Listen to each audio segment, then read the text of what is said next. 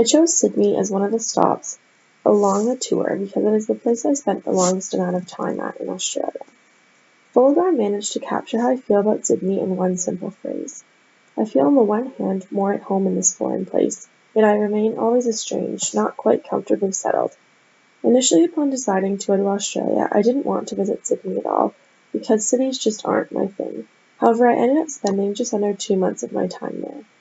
It's interesting that what begins as undifferentiated space becomes a place as we get to know it better and endow it with value. I think the fact that we had our own apartment and were able to escape the hostel life for 2 months greatly assisted in developing that connection to the city. Brown et al. Found that home ownership and length of residence promote stronger place attachments. My experiences in Sydney taught me that I need to keep an open mind, as places can often surprise you if you let them.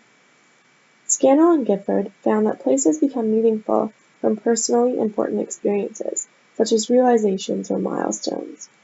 I initially decided to head to Sydney in search of work, but what I found there was much more.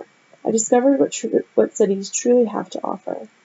I realized that I could happily live in the city because of the daily encounters with the environment's neighbors, seasonal celebrations, and continued physical personalization that led to the place attachment that I felt for Sydney.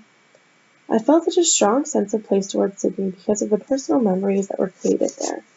Eisenhower et al. Found that the underlying reasons for emotional attachments with special places are social ties and interactions, environmental features, characteristics of place, and the convenience and ownership of a place. My friends and I were always out exploring all that the city had to offer, such as the beaches upon beaches, restaurants, boutiques, and different subdivisions. Needless to say, I was never bored during my time in Sydney.